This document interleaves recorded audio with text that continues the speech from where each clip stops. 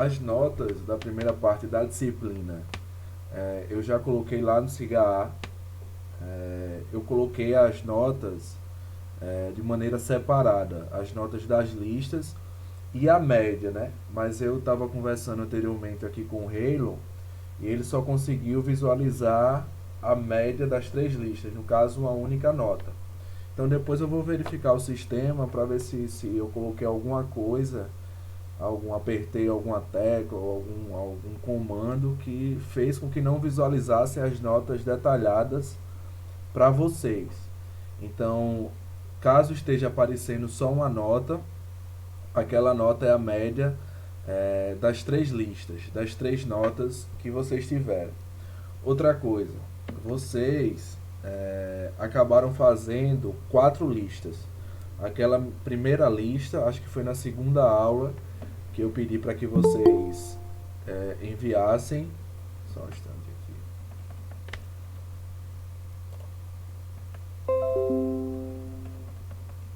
Que eu pedi para que vocês enviassem e outras três listas. O que foi que eu fiz? Eu peguei as três maiores notas. Então essa média que aparece para vocês são as três maiores notas. Se por um acaso alguém não fez uma das listas, daquelas três últimas que eu passei, a primeira lista lá substituiu essa nota. Então todo mundo conseguiu assim ter um bom desempenho nessa primeira parte da disciplina. Então, repetindo, se aparece uma única nota lá no cigarro para vocês, aquela nota é a média das três listas, das três notas que eu calculei. Se aparece tudo detalhado, obviamente que são as notas individuais de cada uma das listas e a média das três listas. Tranquilo? Caso alguém tenha alguma dúvida com relação à sua nota, depois pode entrar em contato comigo que eu esclareço qualquer dúvida que possa surgir ou possa ter surgido quanto à nota final da primeira parte da disciplina. Tranquilo? Depois vocês fazem essa verificação lá no SIGA para ver se já está aparecendo direitinho para vocês. Eu confirmei com o Halo, para ele conseguiu visualizar apenas uma nota. Eu não sei se existe um outro local de acesso que você consegue visualizar de uma maneira mais detalhada. Então, à medida que vocês forem vendo no final da aula, ou depois, ou agora, né, para quem já é mais curioso, que depois vocês me deem esse retorno se a nota já está aparecendo para todo mundo. Certo, pessoal? Tranquilo? Boa noite, Diana. Tranquilo, Jackson. Então, como vai funcionar a dinâmica da aula de hoje? Na semana passada, a gente trabalhou com dois problemas. O problema da análise de investimento e o problema da mochila, que, digamos assim, são principalmente o problema da mochila, é um problema mais tranquilo, de uma resolução mais simples. Hoje a gente vai trabalhar com o problema do caixeiro viajante, que é um problema um pouco mais complexo que os problemas que a gente apresentou na aula anterior, e que ele é muito utilizado nas questões de análise logística. Esse é um dos problemas da programação linear, que é muito utilizado dentro do cenário prático. Então, para essa semana eu vou passar uma lista para vocês sobre ela. Eu vou falar ao final da aula, mas vai tomar como base o problema dessa semana e os dois problemas da semana passada. O que nós vamos mudar agora para essa parte da disciplina, para essa segunda parte? Na primeira parte, nós focamos no relatório de resolução, ou seja, nós fizemos quatro listas e focamos muito no relatório de resolução. Então eu considero que vocês já têm um entendimento aceitável desse relatório de resolução. O que a gente vai fazer agora é o processo inverso. O foco, obviamente, é chegar à solução ótima, mas dessa vez eu não vou apresentar para vocês o relatório de resolução. Vocês vão precisar chegar nesse relatório a partir do software. Sobre isso a gente fala ao final da aula, conversa com calma, eu explico a lista para vocês e vocês vão ver que o tempo para resolver essa lista é um pouco maior e eu dou esses direcionamentos ao final da aula. Então são 7h12, eu tenho uma boa parte da turma aqui, acho que a gente já consegue conversar sobre o início dessa aula de hoje. Mais uma vez, essa aula está sendo gravada, eu disponibilizo no SIGA para os que tiverem alguma dúvida ou os que chegarem depois. Então, iniciando a gravação agora, vamos trabalhar com o problema do caixeiro viajante. Né? Do que se trata esse problema? Esse é um problema, pessoal, relacionado à logística, né? Que busca encontrar a melhor solução para que determinado indivíduo ou determinado veículo visite vários pontos dentro de um plano geográfico, né, de um plano, entre aspas, cartesiano, com base nas coordenadas x e y, visite todos esses pontos e volte ao seu ponto de origem, visando obter a menor distância possível, ou, em outras palavras, obter o menor custo possível de deslocamento. Então, é sobre isso que trata o problema do caixeiro viajante, que é o problema que a gente vai trabalhar nessa aula de hoje. Então, o problema do caixeiro viajante é um problema de programação binária. Então, desde a semana passada, a gente está trabalhando com a programação binária, mas também é um tipo de problema que pode ser resolvido a partir de programação em redes. Então, utiliza-se esse nome programação em redes a partir de uma estrutura geográfica que é gerada, que pode ser auxiliada na resolução desses problemas. Então, um problema do caixeiro viajante, ele pode ser resolvido das duas formas, a partir da programação binária e a partir da programação em redes. Esse problema é conhecido como Traveling Salesman Problem, TSP, e é um problema de otimização associado à determinação dos caminhos denominados hamiltonianos ou hamiltonianos. O que se trata esse hamiltoniano? Por exemplo, às vezes nós temos uma distância e essa distância dentro de um plano, de um eixo XY, né, de um plano cartesiano, ela precisa ter uma distância única. Então, quando a gente fala um caminho hamiltoniano ou hamiltoniano, é um cálculo que nós fazemos para que consigamos encontrar um valor único da distância entre esses dois pontos. Então, sua origem advém de William Rowan Hamilton, que propôs um jogo cujo desafio consistia em encontrar uma rota por meio de 2 nós de um dodecaedro, sólido regular com 20 nós, 30 arcos e 12 faces, de tal modo que a rota iniciasse e terminasse no mesmo nó, sem nunca repetir uma visita. Então, quando nós temos uma estrutura gráfica, e dentro dessa estrutura gráfica nós temos vários pontos, e esses pontos estão interligados por uma distância, nós denominamos esses pontos dentro dessa estrutura gráfica de um nó. Então, quando fala que uma rota deve iniciar em um nó e terminar no mesmo nó, é que ela deve iniciar no mesmo ponto geográfico, passar por todos os pontos que são necessários que ela passe e voltar para o mesmo ponto geográfico. Então, quando se fala dessa denominação nó, é justamente isso: iniciar em um ponto, passar por todos e voltar para ele. Só que, obviamente, dentro de uma estrutura gráfica, quando remete ao nó. Então, por exemplo, pessoal, considere G igual a NA, um grafo não orientado em que N é o conjunto de cidades e A é o conjunto de arcos entre as cidades.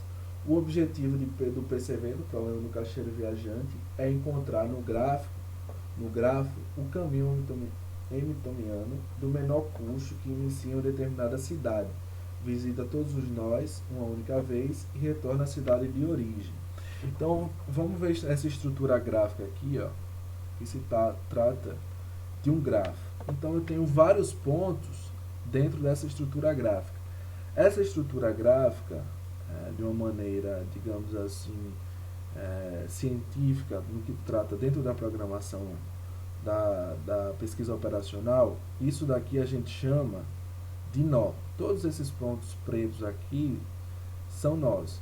Então, o problema do caixeiro viajante consiste em, por exemplo, o meu ponto de origem é esse ponto aqui.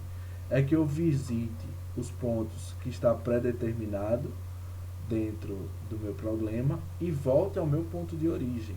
Isso se tratando de um grafo. Quando eu trago esse problema para o ponto de vista prático, Por exemplo, o que eu comentei com vocês na semana passada,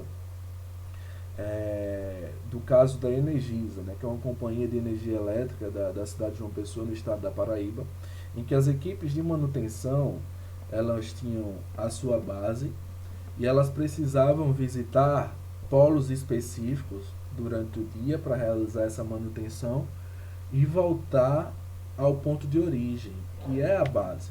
Então, o problema do caixeiro viajante foi aplicado dentro dessa equipe, dessa análise, para que fosse minimizado os custos de deslocamentos. O problema foi utilizado para dizer, olha, essa equipe que sai da base, ela primeiro precisa ir para o ponto 1, depois para o ponto 2, depois para o ponto 7, para o ponto 3, para só aí voltar para a base. Então, para buscar minimizar esses deslocamentos dentro daquela rota que estava prevista. Então, obviamente, o problema consiste em determinar um único roteiro com o menor custo possível, que permita ao caixeiro viajante, que é o nome do problema, ou o veículo, visitar todos os nós, cidades ou clientes de uma rede uma única vez e depois retornar ao nó de origem, retornar à base, assim também podemos dizer.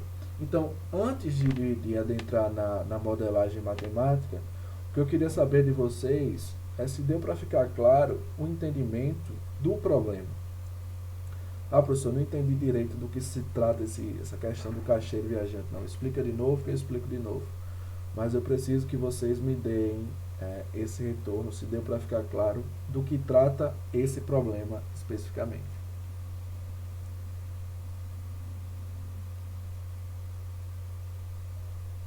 Então o Jackson aqui já deu retorno, Diana também, a Andresa. Como eu vi que algumas pessoas acabaram entrando depois, eu vou só fazer uma síntese bem rapidinha, 30 segundos, para que peguem. O Rafael, o Reilon, a Andresa, a Diana também deram retorno. Mas em linhas gerais, para o pessoal que está entrando agora, quem entrou um pouco depois, o problema que nós estamos tratando hoje é um problema relacionado à logística. E do que se trata esse problema?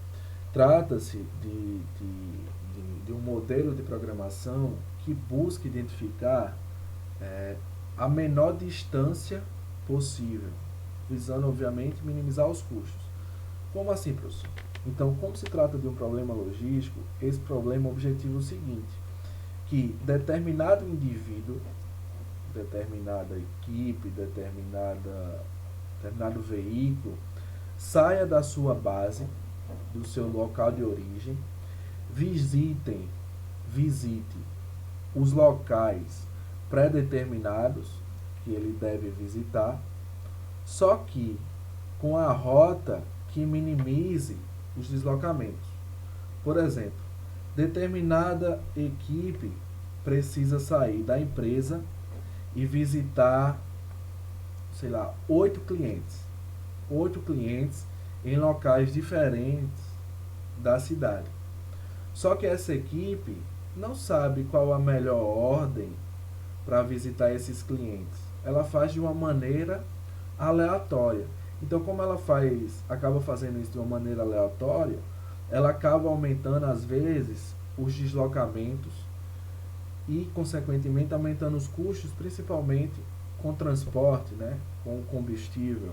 Então, o objetivo desse problema é justamente definir a melhor rota que essa equipe deve fazer, minimizando as distâncias. Por exemplo, se eu vou no cliente 2, mais perto do cliente 2 tem o cliente 7. Então, a rota já é cliente 2, cliente 7. Perto do cliente 7 tem o cliente 1. Aí, vou para o cliente 1. E assim, sucessivamente, até encontrar aquela rota que minimize as distâncias e faça esse indivíduo, essa equipe, esse veículo voltar para sua base. Então, em linhas gerais, o problema que nós estamos tratando na aula de hoje é um problema de cunho logístico. Feita essa introdução, pessoal, na literatura, dentro da pesquisa operacional, existem algumas fórmulas para fazer essa programação do problema do caixeiro viajante. Só que a mais conhecida foi a modelagem estruturada por Dantzig, Fulkerson e Johnson em 1954. Então, essa modelagem ela é utilizada até os dias atuais. Obviamente que, de acordo com as características que o seu problema possui, você precisa fazer uma adaptação. Mas a modelagem básica, a modelagem matemática básica, é essa estruturada em 1954. Quais são os parâmetros desse modelo? C e J. Custo ou distância da cidade I para a cidade J. Porque quando você está tratando do problema do caixeiro viajante, você pode tratar ele sob duas óticas. Das distâncias, para você minimizar essas distâncias, ou do ponto de vista dos custos, para você minimizar os custos, principalmente com combustível, e para esses problemas a distância ela acaba ficando implícita dentro do cálculo dos custos. Então, quando a gente está falando de um problema do caixeiro viajante, a gente pode utilizar essas duas vertentes. Para esse problema, quais são as variáveis de decisão? Mais uma vez, como é um problema binário, nós vamos ter duas alternativas para as minhas variáveis de decisão. Então, lembrando que x e j, para sair da cidade I para a cidade J, ou sair do ponto A para o ponto B, pode ser 1. Se o caixeiro viajante vai diretamente da cidade I para a cidade J, ou 0, caso ele não vai. Ou seja, eu devo ir da minha cidade 1 para a cidade 2? Sim ou não? O problema vai me dizer isso. Devo ir para a minha cidade 2 para a cidade 3? Sim ou não? Ou devo ir da minha cidade 2 para a minha cidade 8? Então, as variáveis de decisão são justamente essas que o problema vai me dar. Se eu devo ir para aquela cidade ou não. Se eu devo ir para aquele ponto ou não. Então, mais uma vez, o modelo de programação binário. E qual é a nossa função objetivo? Nossa função objetivo, obviamente, que é minimizar, como eu falei para vocês, custo ou distância, C e J, X e J. Então, o que vocês podem se perguntar, por que nessa formulação apresenta dois somatórios? Porque vai variar o meu I e vai variar o meu J. Porque dentro da minha função objetivo, eu preciso identificar todas as possíveis alternativas que eu tenho para uma cidade. Então, por exemplo, se eu estou saindo da minha base, por exemplo, a minha cidade, minha base é meu ponto 1, e eu tenho 8 pontos para visitar, eu tenho 8 alternativas. Então, para cada uma dessas alternativas, eu vou precisar especificar dentro da minha função objetiva. Em que C e J é o custo ou distância da cidade I para a cidade J.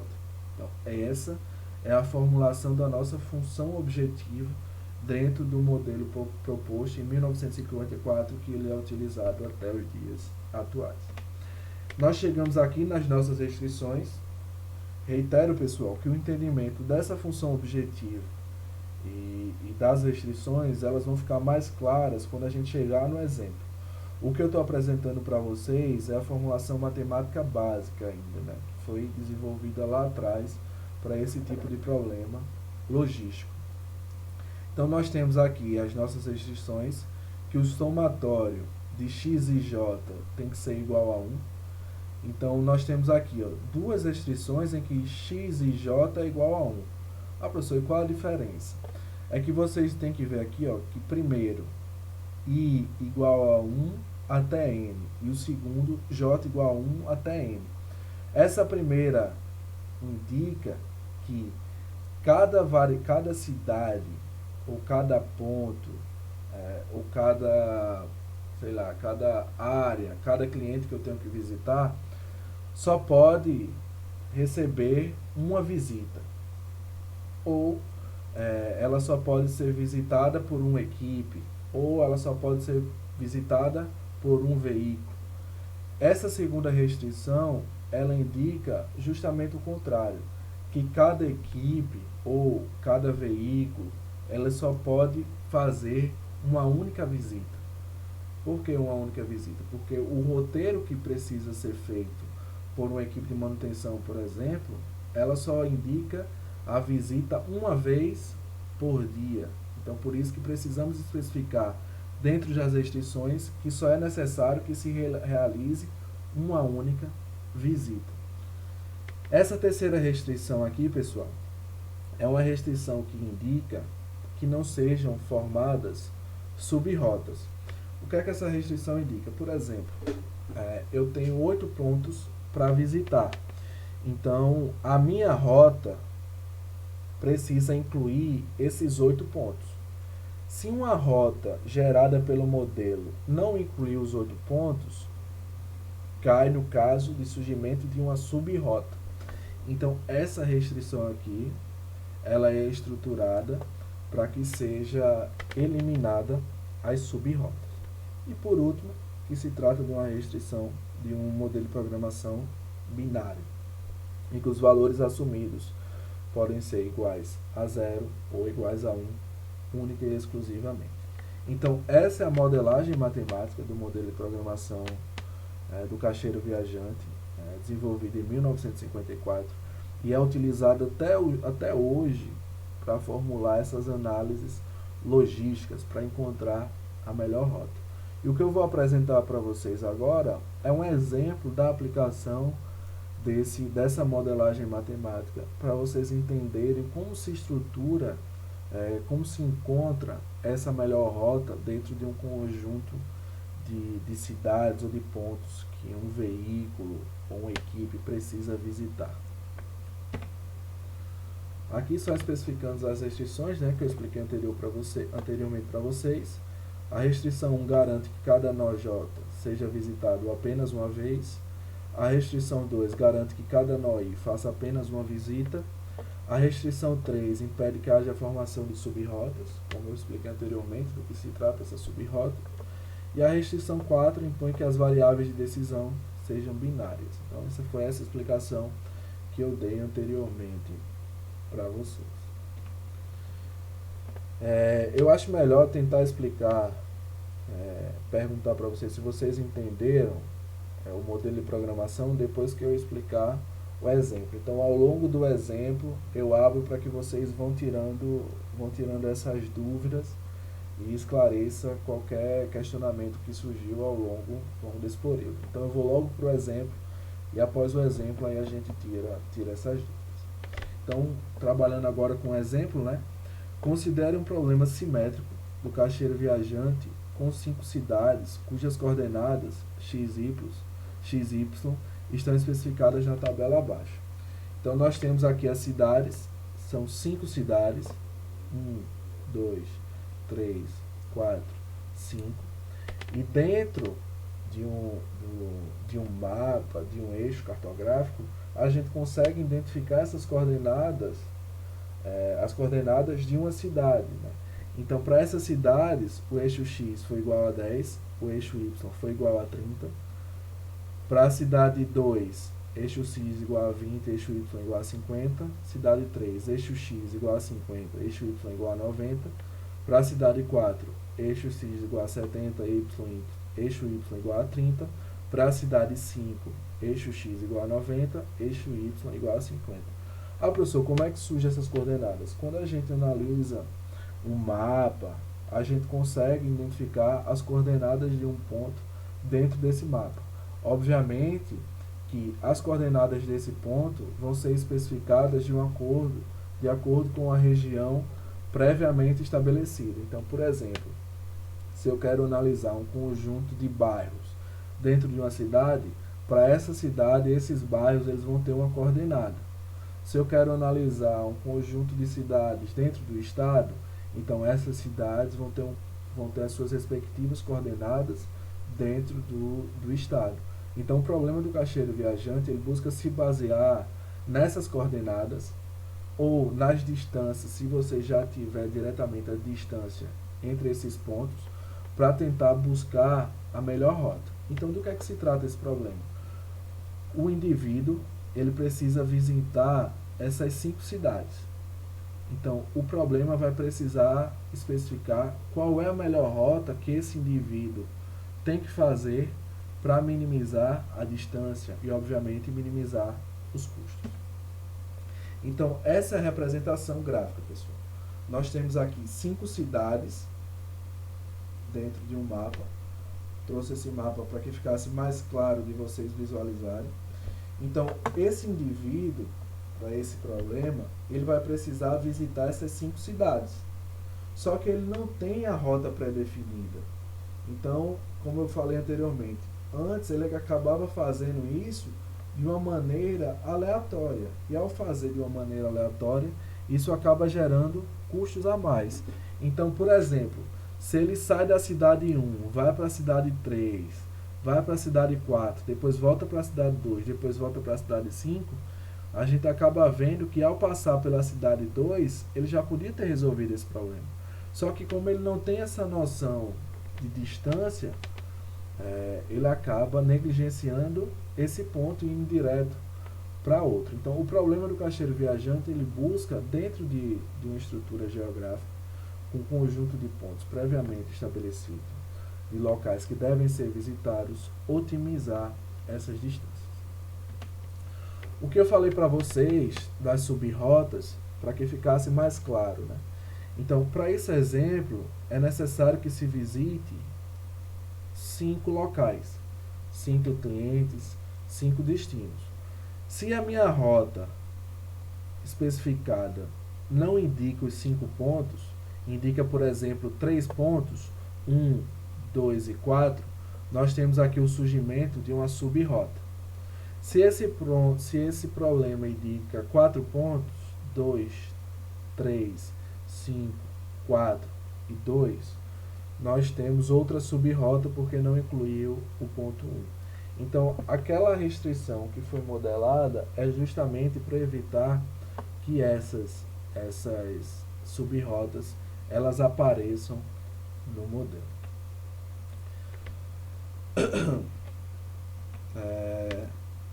Então, antes de entrar no primeiro passo, pessoal, eu gostaria de perguntar, principalmente para o pessoal que entrou depois, se deu para entender um pouco do que se trata o problema de hoje e se deu para pegar alguma coisa, principalmente para o pessoal que entrou depois, né? Porque essa explicação que eu dei agora acaba se confundindo com o que eu falei lá no início.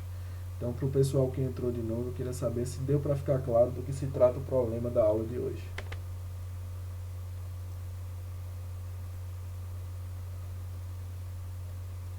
Pronto, então a Jaciara já deu retorno, a Fernanda já deu retorno.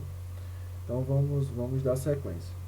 Lembrando que esse problema que eu estou apresentando para vocês também vai aparecer na lista que vai precisar ser entregue e ao final eu vou falar sobre ela. Então, pessoal, qual é o primeiro passo? Quando a gente, dentro de um problema do caixeiro viajante, não tem, digamos assim, a distância em linha reta não, uma distância que a gente possa utilizar para fazer esse cálculo, por exemplo, a distância em quilômetros de uma cidade a outra, a distância, principalmente em quilômetros ou em milhas, que também se usa para analisar esse problema. Quando a gente está analisando a partir de um mapa que a gente possui coordenadas, o primeiro passo é calcular essa distância, que se chama distância euclidiana, para que seja encontrada a distância única entre esses dois pontos. Então, como se calcula isso? A distância entre dois pontos ela é calculada da seguinte forma: da raiz quadrada de xi menos xj ao quadrado mais yi menos yj ao quadrado. Então, para que eu calcule, por exemplo, a distância entre a cidade 1 e a cidade 2, vai ser xi 10, xj 20, 10 menos 20 ao quadrado, mais yi 30, yj 50, 30 menos 50 ao quadrado.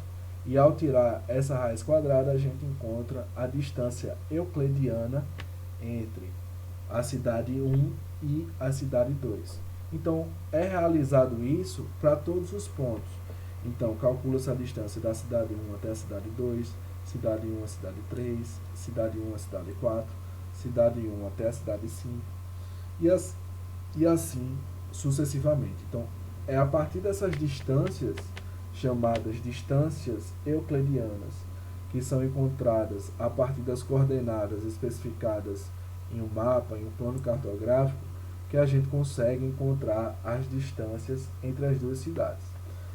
Repito, se não for realizada dessa forma, se já tiver as distâncias ou em quilômetros ou em milhas entre duas cidades ou entre as cidades de um problema, você não precisa realizar esse cálculo.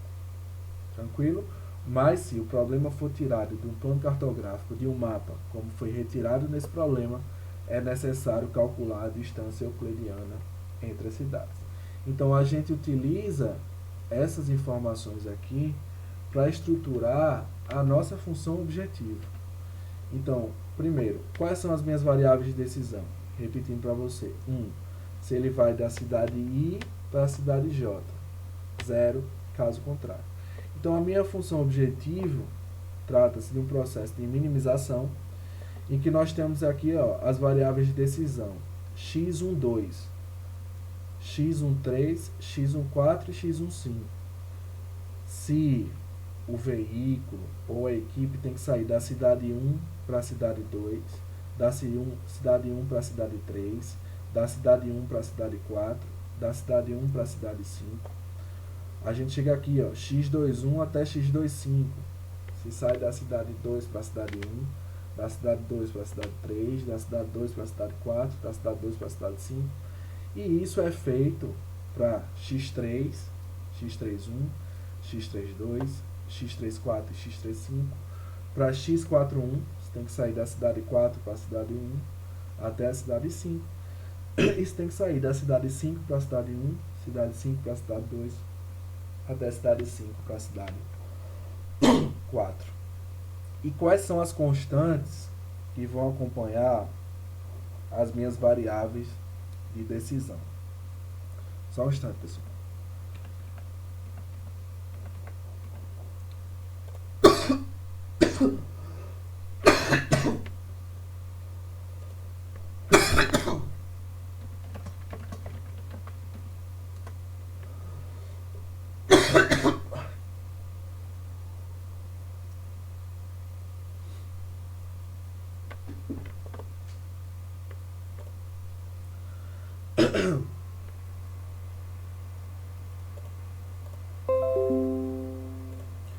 Então, voltando aqui, quem vão ser essas constantes que vão acompanhar as minhas variáveis de decisão?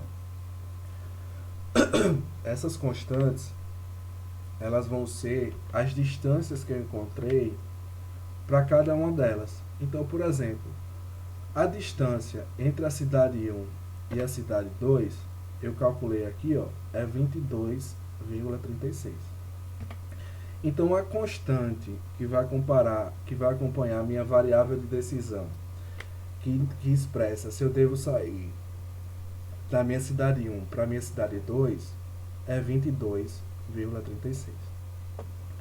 A constante que deve acompanhar a variável de decisão, que expressa se deve sair da cidade 1 para a cidade 3, é 72,11. De onde foi que eu tirei? Desse valor aqui, que foi extraído desse cálculo aqui da distância euclidiana. Então, pessoal, as constantes que vão acompanhar cada uma das variáveis de decisão são as distâncias entre as cidades, entre as variáveis. Então, a gente faz isso para x1, 4, x1, 5, x2, 1 e assim sucessivamente. As constantes que vão acompanhar cada uma das variáveis de decisão são as distâncias que eu encontrei entre as cidades. Antes de entrar nas restrições, queria perguntar para vocês se ficou claro dois aspectos. Primeiro, do que se trata essas distâncias euclidianas, se ficou claro para vocês como foi feito esse cálculo. E segundo, se ficou claro como foi estruturada a minha função objetiva.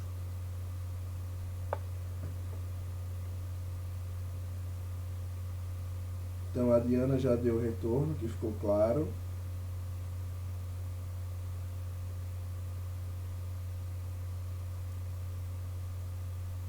Então, como ninguém expressou ter nenhuma dúvida, então dá pra gente ir seguindo, né? Tô tomando como base a Diana, que ninguém se manifestou. Então, vamos entender agora as restrições. Primeiro grupo de restrições. Cada nó J deve ser visitado uma única vez. Então, pessoal, como eu falei para vocês, na rota que deve ser feita, cada cidade só deve ser visitada uma única vez. Então, é por isso que existe esse grupo de restrições. Então, vamos observar duas restrições que eu acredito que seja suficiente para vocês entenderem. Então, x21 mais x31 mais x41 mais x51 tem que ser igual a 1. O que é que isso quer dizer? Que vocês podem ver aqui, ó, que o 1 se repete. Ou seja, a soma do que sai da minha cidade 2 para a minha cidade 1, mais do que sai da cidade 3 para a minha cidade 1, mais do que sai da minha cidade 4 para a minha cidade 1, mais o que sai da minha cidade 5 para a minha cidade 1, tem que ser igual a 1. Por que tem que ser igual a 1, pessoal? Ah, não entendi. Porque, por exemplo, se x21 for igual a 1, todos os outros vão precisar ser 0, porque a minha restrição indica que essa soma aqui seja igual a 1. Ah, professor, ainda não entendi. Por exemplo, essa segunda restrição aqui, ela refere-se à cidade 2. x12, x32, x42 e x52. Essa restrição indica que a cidade 2 ela só pode receber uma única visita. Então, se qualquer um dessas 4 variáveis aqui for 1, as demais precisam ser 0. Por exemplo, x42, e da minha cidade 4 para a minha cidade 2, foi 1, x12, x32 e x52 vai precisar ser igual a 0, porque a minha restrição indica que essa soma precisa ser igual a 1. Ah, professor, eu não entendi, porque x42 pode ser 1. Pode ser 1, voltando um pouquinho, porque a minha variável de decisão ela é do tipo binária. Então, ela só pode assumir o valor ou 1 ou 0. Então, quando eu coloco uma restrição como essa, eu limito que a minha soma dessa equação seja igual a 1. Que quando determinada variável de decisão seja 1, as outras, obrigatoriamente, elas sejam iguais a 0. Então, vou falar só mais um exemplo para fortalecer esse entendimento. Por exemplo, a cidade 4, que refere-se a essa equação aqui, ó. x14, x24, x34 e x54. Essa restrição indica que a cidade 4 só pode receber uma única visita. Por exemplo, x54 foi igual a 1.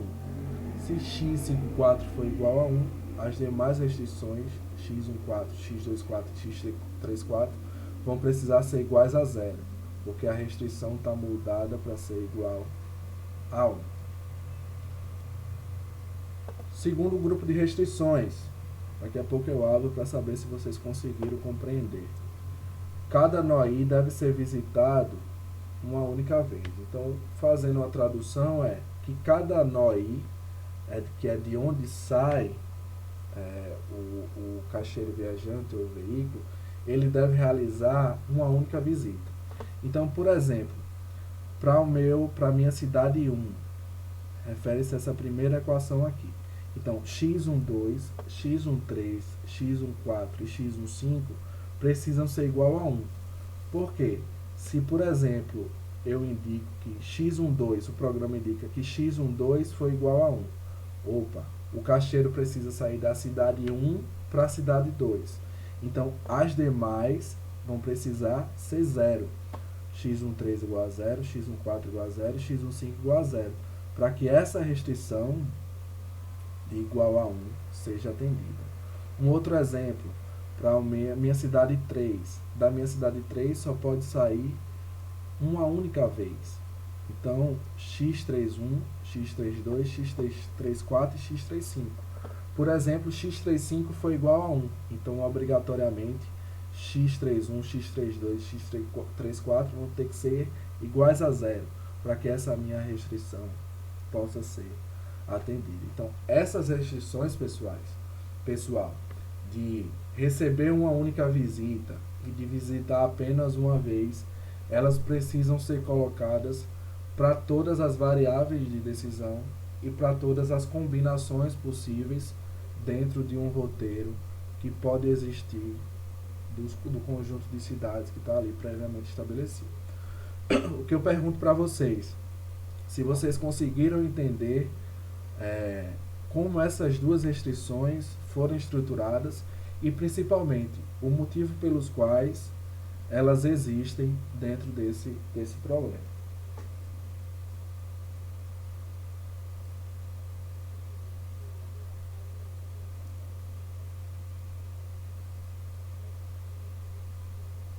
Então a Fernanda aqui já deu o retorno, a Andresa também, então vamos lá. Diana, o Reiro, então vamos lá. Agora, pessoal, Rafael, então a gente entra na questão das sub-rotas. Então, como eu expliquei para você, uma rota é a que compreende todos os pontos que devem ser visitados. Uma sub-rota trata-se de uma rota que não engloba todos os pontos. Então, quando nós temos, por exemplo, se nós temos 5 cidades, o número máximo de sub-rotas que podemos ter são 4. Se nós temos 6 pontos a serem visitados, o número de sub-rotas vão ser no máximo 5. Se nós temos 7, número de sub-rotas no máximo 6. Então, o número de sub-rotas dentro de um problema vai ser igual ao número de rotas possíveis, identificados pelos pontos, menos 1. Então, por exemplo, para esse caso, nós temos 5 pontos. Então, o número de rotas vai ser 5, que são os pontos que são possíveis, que devem ser visitados, menos 1, 4. Então, para esse problema, nós poderíamos ter até 4 sub-rotas. Então, quando nós temos esses problemas em que podem surgir sub-rotas, nós precisamos eliminar cada uma das possibilidades de existirem. Então, eliminar como? Então, por exemplo, podem surgir sub-rotas com 2 nós. O que é uma rota com 2 nós? É, por exemplo, sair da cidade 1, ir para a cidade 2 e da cidade 2 voltar para a cidade 1 sem visitar os determinados pontos. Ou sair da cidade 1, ir para a cidade 3 e voltar para a cidade 1 sem visitar os demais pontos. Então, isso é uma sub-rota com 2 nós. Então, para que a gente elimine uma sub-rota com 2 nós, nós precisamos identificá-las todas e em seguida colocar uma restrição para cada uma delas. Que restrição é essa? Que essa sub-rota de 2 nós, ela precisa ser menor ou igual que 1. Então a gente faz isso para a sub-rota x12 mais x21, que é para da cidade 1 para a cidade 2 e da cidade 2 para a cidade 1. Para todas as rotas que são identificadas que saem da cidade 1, para todas as rotas que saem da cidade 2 e podem criar uma sub-rota, para todas as rotas que saem da cidade 3 que podem criar uma sub-rota, para todas as rotas que saem da cidade 4 e podem criar uma sub-rota.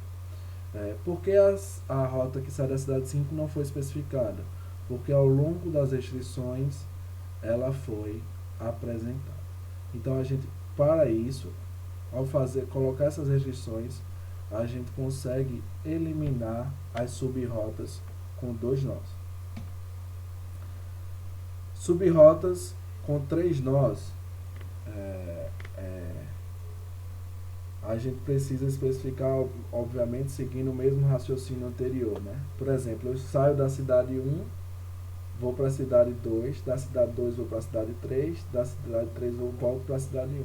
Então, todos os pontos que eu deveria visitar, eles não foram absorvidos nessa rota. Então, isso aqui trata-se de uma sub-rota. Então, nós precisamos identificar todas as sub-rotas com 3 nós que podem surgir dentro desse problema. E ao especificar uma sub-rota com 2 nós, com 3 nós, nós precisamos identificar que essa restrição ela precisa ser menor ou igual que 2. Professor, eu não entendi muito bem de onde é que está surgindo esses valores das restrições. A gente precisa voltar aqui, no nosso modelo proposto inicialmente, que para que a gente elimine uma sub-rota, essa sub-rota tem que ser igual a o valor daquela sub-rota, por exemplo, 3, 2, 4, menos 1. Porque quando a gente insere essa restrição, a gente consegue quebrar que uma sub-rota ela aconteça. Então, por exemplo, deixa eu pegar esse outro exemplo para que fique mais claro aqui. Se, por exemplo, eu tenho uma sub-rota com 3 nós, se eu insiro essa restrição, que é o número de pontos daquela sub-rota menos 1, aquela sub-rota de 3 pontos, ela deixa de existir. Então, quando a gente insere uma restrição de uma sub-rota, que se trata do número de pontos menos 1, a gente consegue quebrar aquela sub-rota. A gente consegue quebrar aquele ciclo. Para ficar mais fácil visualizar essa situação, imaginemos essa sub-rota aqui, 3 para 5, 5 para 4, 4 para 2. E 2 acabou voltando para 3. Criamos uma sub-rota.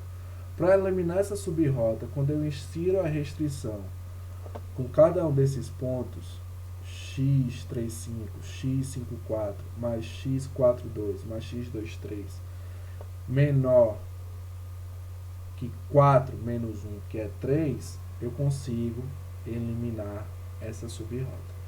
Então, a ideia, pessoal, dessa restrição das sub-rotas, só voltando aqui, é justamente essa. Se eu tenho uma sub-rota com 2 nós, eu indico que tem que ser obrigatoriamente menor ou igual que 1, que eu quebro essa sub-rota. Se eu tenho uma sub-rota com 3 nós, eu indico obrigatoriamente que ela precisa ser menor ou igual que 2, que eu quebro essa sub-rota.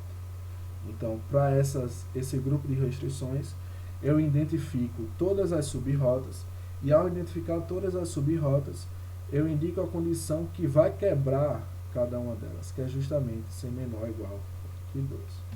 Então, para as sub-rotas com 4 nós, que se encaixa naquele último exemplo, eu indico todas as restrições com 4 nós, que podem gerar essas sub-rotas. E para quebrar essas sub-rotas, eu indico que essas minhas restrições, elas precisam ser menor ou igual que 3. Então, só voltando aqui, um exemplo, né? Essa sub-rota com 4 nós se encontra justamente aqui. Temos uma sub-rota com 4 nós. Quando inserimos a restrição, nós conseguimos quebrar a sub-rota que existe ou que possa existir. Então, normalmente, o que gera mais dúvida dentro desse modelo, dessa modelagem matemática, é o entendimento dessas sub-rotas. Como quebrar essas sub-rotas? Então, essas sub-rotas, elas são, digamos assim, impedidas de acontecerem no modelo a partir dessas restrições que eu trouxe para vocês. O que vocês podem visualizar até agora, primeiro, é que é um problema com muitas variáveis de decisão. Talvez seja o maior problema que nós estamos trabalhando até agora. Além de ser o maior problema, um problema com o maior número de variáveis de decisão, é o problema que apresenta o maior número de restrições. E essa restrição 1 e 2, ela é tranquila de ser entendida, mas a partir da restrição 3, que é para eliminar as subrrotas, não é um entendimento que você pega de primeira, que você, ao visualizar um problema logístico para resolver a partir da modelagem matemática, que você consegue identificar prontamente. Então é para essa restrição 3, restrição 4 e restrição 5 que a gente precisa ter um pouco mais de entendimento na estruturação dessa modelagem matemática. Então, a partir dessa formulação matemática, pessoal, eu queria abrir para vocês saber se deu para ficar claro as restrições. Essas duas aqui, vocês já me deram retorno, que conseguiram entender bem. O que eu queria saber de vocês é se vocês conseguiram entender o porquê dessas restrições das subrrotas. Além de entender essas restrições, o porquê principalmente os valores que ficaram do lado direito da desigualdade. Para uma subrota com 2 nós, o valor foi 1. Para uma subrota com 3 nós, o valor foi 2. Para uma subnota com 4 nós, o valor foi 3. Queria saber esse entendimento de vocês. Podem falar no chat ou por áudio.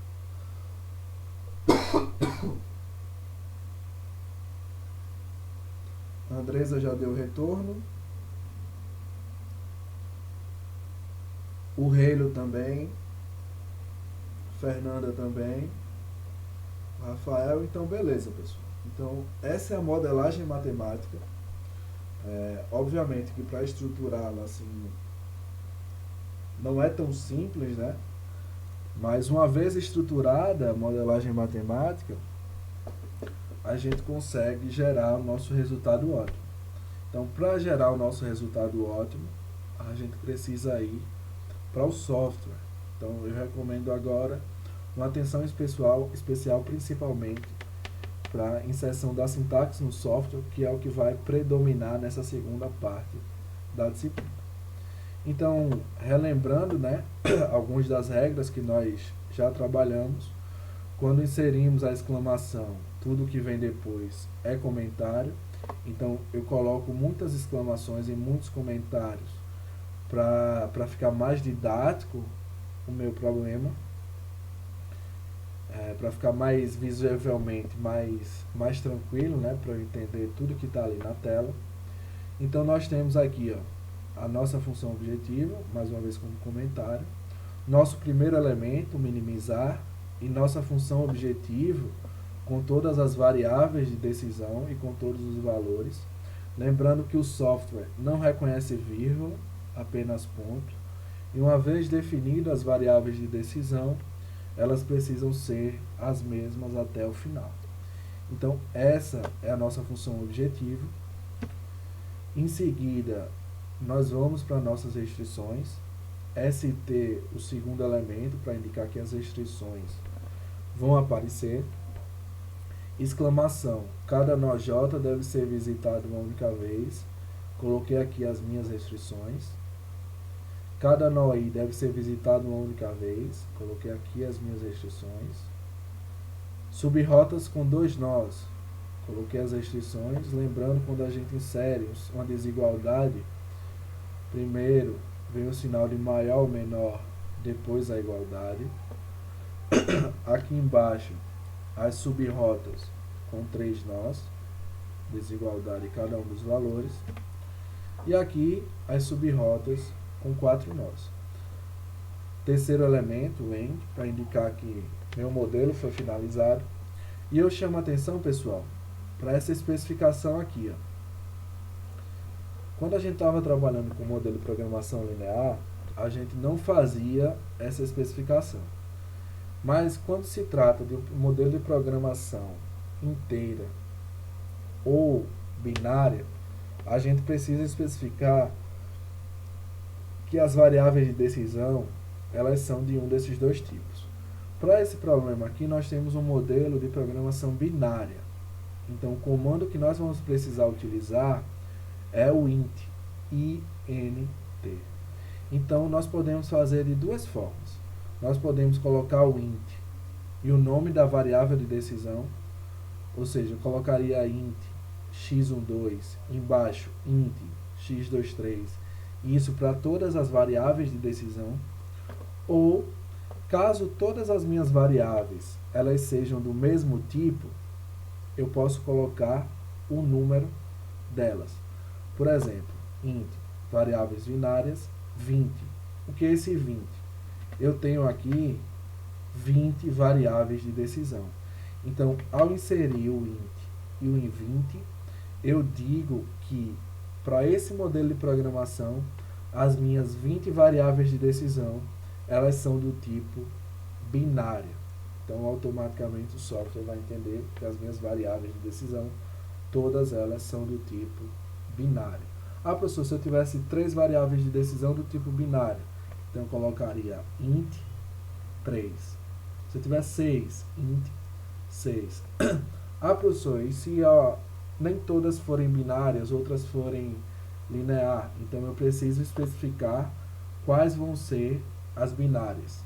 E as que eu não especificar, o software vai entender como linear. Então, a única atenção que eu peço em comparação com a programação linear é esse comando no final que é preciso ter para que o software entenda que se trata de um modelo de programação binária. Tranquilo, pessoal? Então, ao rodar esse software, essa modelagem de programação linear, nós chegamos no valor da nossa função objetivo, que é 217,21. Então, para esse problema, nós estamos trabalhando com distância. Então, essa é a menor distância que foi encontrada. E como é que essa distância foi encontrada? Os valores das minhas variáveis de decisão foram 1 ou 0. Então, quais foram os valores que foram 1? x12 foi igual a 1, x23 foi igual a 1, x35 foi igual a 1, x41 foi igual a 1, x54 foi igual a 1. Os demais foram 0. Se eles foram 0, é porque eles não fazem parte da minha solução A. Então, para a gente entender o resultado que nós encontramos, a melhor rota encontrada é a que sai do ponto 1, vai para o ponto 2, em seguida vai para o ponto 3, do ponto 3 para o ponto 5, do ponto 5 para o ponto 4 e do ponto 4 para o ponto 1. E como essa menor distância foi encontrada? Quando a gente soma as distâncias entre os pontos, a gente chega a esse valor de 217. Aí alguém pode dizer assim, ah, professor, mas por esses pontos que estão aí no gráfico, eles são muito óbvios. Realmente, eles são muito óbvios. Mas quando a gente tem um problema, digamos assim, mais prático, que a gente trabalha com a nossa realidade, muitas vezes essas distâncias e as rotas que devem ser seguidas, elas não ficam claras. E como elas não ficam claras, muitas vezes é necessário encontrar alguns métodos quantitativos para que a gente possa encontrar a melhor solução para que a gente minimize essas distâncias. E uma dessas soluções encontradas é o problema do caixeiro viajante, que é muito aplicado no cenário prático. Então eu trouxe um problema bem básico para que vocês pudessem entender como ele é estruturado. Dito isso, entendido o relatório que foi gerado, reitero para vocês que o custo reduzido e o dual price são restrições que não são importantes dentro dos meus modelos de programação binário.